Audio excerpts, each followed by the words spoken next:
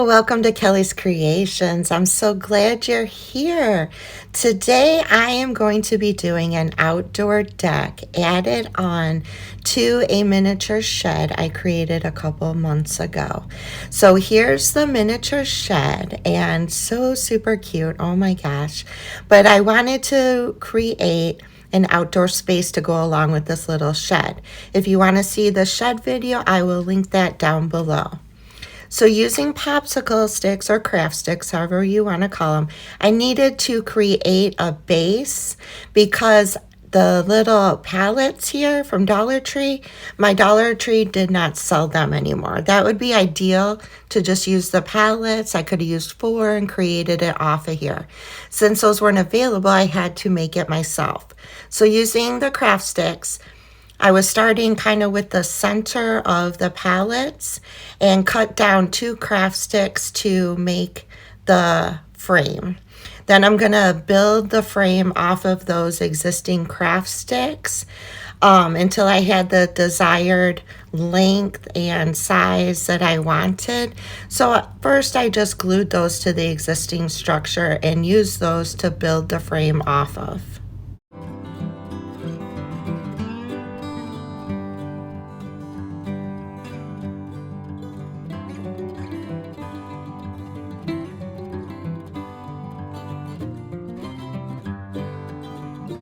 After each cut, I do sand the edges down to make them smooth.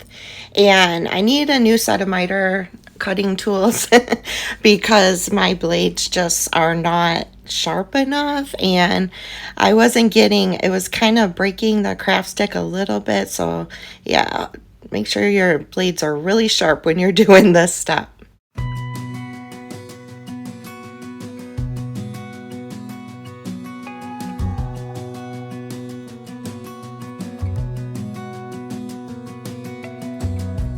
As a young girl, the fields were mine. We played hide and seek for hours, raised our shadows among the pines.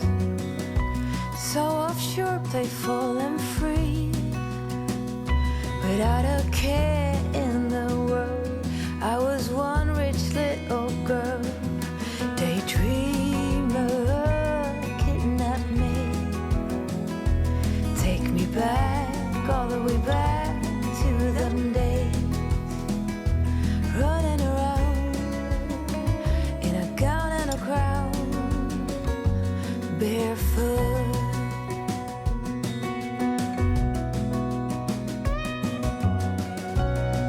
Once I had my frame built, now I'm going to use those same craft sticks and I'm going to cut them down to make the floor. We spent summers catching fireflies and winters on our skates. One big smile across my face. We used to dance our way to church on Sunday. I hot glued the floor down, starting with the middle and working my way outward. Take me back, all the way back to them days.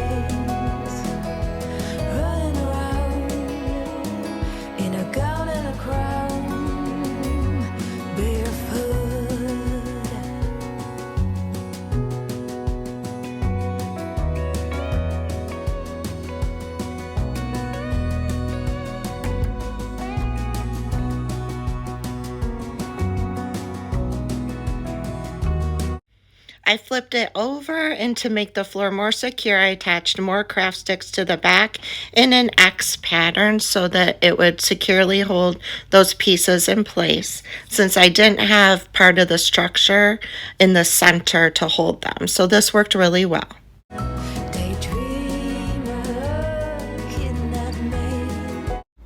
I used Waverly in brown antiquing, and I painted the whole deck brown, and then I came over with some plaster color paint from Waverly as well so that it would match the existing deck that I already had on the piece. Once I had it painted, the edges were not smooth because I my cuts were a little off. So I used my tabletop saw with the sanding attachment, and I went over the edges with that sander to make it really smooth on that side of the deck. I wasn't too concerned about the top where the deck meets the original deck because I'm going to be adding embellishments. This worked really well to sand those edges down and make it one flush piece.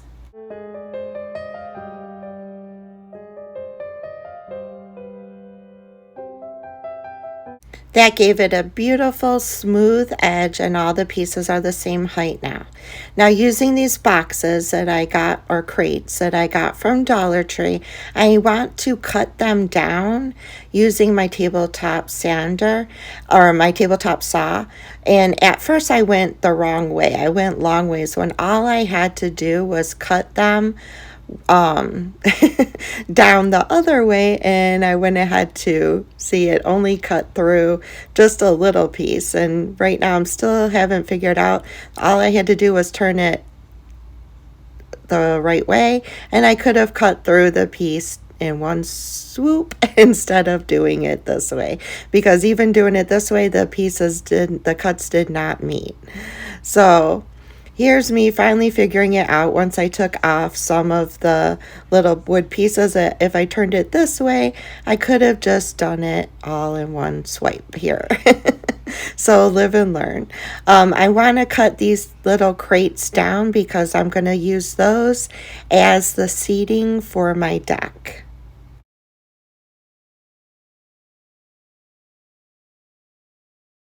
So after I get that cut down, now I want to cut it not quite in half because I wanted one of them to be bigger than the other one. So now I cut that down, not really the center, but I cut it down.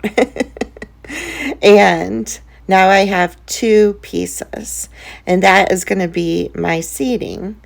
And here I'm just showing you on another crate where if I would have just done it the right way, look at that. Voila. And I went ahead to kept doing it back and forth like I was. So that's the proper way to do it. So here is my two little squares that I cut down from those crates, and I am adding the little piece that I had taken off back in so that it's totally enclosed on all the edges. And that was just one of the little side pieces that fit perfectly back into place. I do that on both of the seating, and now I have one enclosed box, or two enclosed boxes. When I added those pieces to enclose it, they were a little longer than my box, which was perfect because they kind of hung off the edge of the deck, and that made it easier to glue them. Now, using this votive from Dollar Tree, I thought that would make a perfect little fire pit for the center of this deck. The votive was textured. The only thing I didn't like about it was it had these I don't even know how to describe it. The edges came up and were rounded. So I just used my miter cutter, which is probably why my miter cutter's broke, because I keep using it on things I probably shouldn't be using it on. But that's okay. It's already broke. So what I did was those raised rounded edges, I used my cutter just to cut those off so that it was more flat. And then I came in with some sandpaper and sanded down the rough edges. That way I had a nice circle instead of those raised edges. I came in with some brown paint and I painted the votive, which was really cool because, like I said, it was textured. So when I painted that texture really popped, it came through, and I didn't have to do anything else as far as painting to this fire pit. So I used the same brown paint to paint the seats and the votive. I had this gold acrylic paint that is a little runnier than most acrylic paint, so I thought this would be perfect to paint on the little light part that comes out, the plastic piece that lights up, and just give that kind of a gold hue so that it wasn't so bright. Then I came in with Waverly ink and just a Starbucks cap off of a cold coffee. And I am going to paint that black, and that's going to be resembling the metal base of a fire pit. So all I did for this is I came in with the ink paint, painted the whole thing black. Then I came in with some metallic and silver and kind of dotted all around it to give it a more galvanized look. I love this Deco Art Metallic. I use this a lot to make galvanized items, and it really just kind of sparkles and really gives that effect. So, plus the votive fit perfectly inside of the little cap. Now I'm just going to take my hot glue. I'm going to glue both of the seating down. I don't know why I put hot glue in the center. That's not even going to touch. Live and learn. All I had to do was paint the bottom, or glue the bottom and glue the part that stuck out a little bit longer so that it would glue right down to the edge of that deck.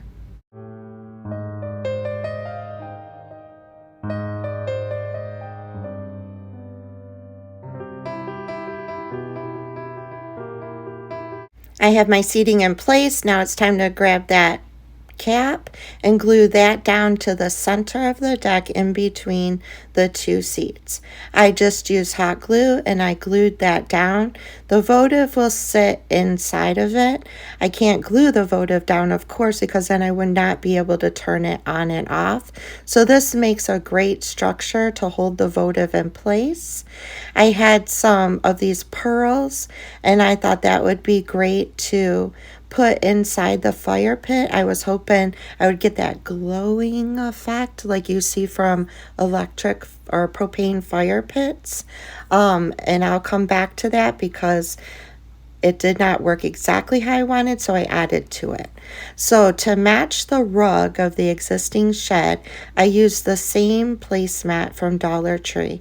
I cut it down, and this is going to be my cushions for the seating. So all I did was kind of eyeball it.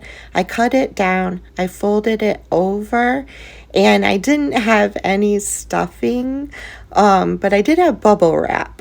So I improvised. Once I cut it down, I hot glued both edges, leaving a little gap so that I could fray it. So I put a little bit of glue on both edges. I folded it over, glued it together. Like I said, I had no stuffing. I threw a little bubble wrap in there and I glued it totally shut. Then I frayed the edges. The bubble wrap was a little bit too poofy, and what's great about bubble wrap is all I had to do was pop it and made it flatter, and I had two perfect little cushions for my seating.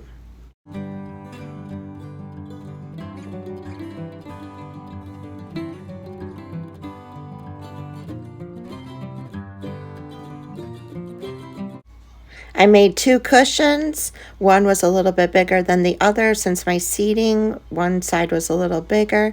And now I wish, this is just me, I wish I would have made the cushions going in the same direction as the rug. That kind of annoyed me, but it was already glued down. So I had these colorful kind of bigger beads that I had got from a Goodwill, and I thought they would make great planters. So I picked out the beads I wanted. Some were red, some were green, some were natural color, and I'm going to use those beads to make planters going all around the deck.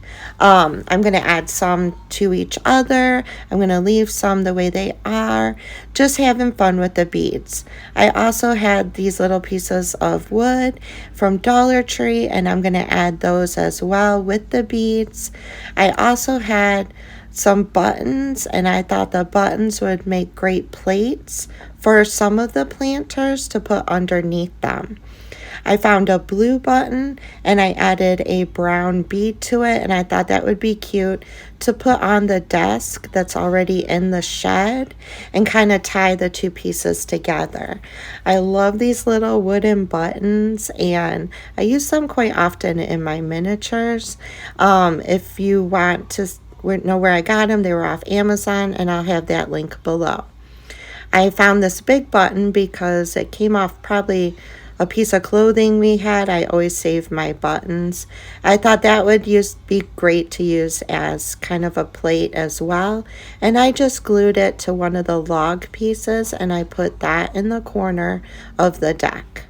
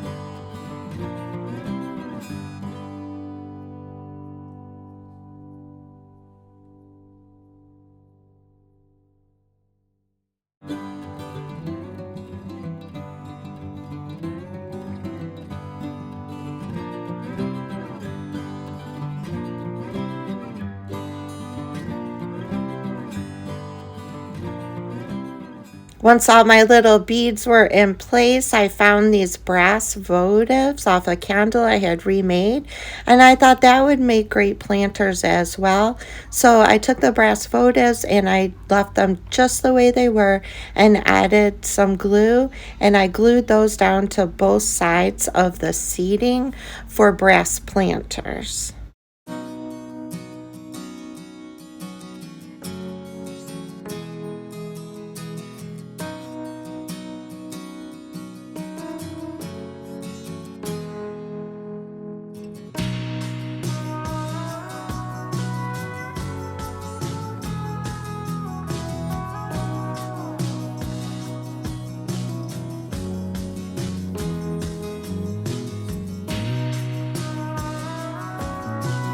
So going back to the fire pit for a second, I wanted to glue down those pearls. I knew that I wanted to add more to the fire pit, but at this moment, I wasn't quite sure how to get the effect.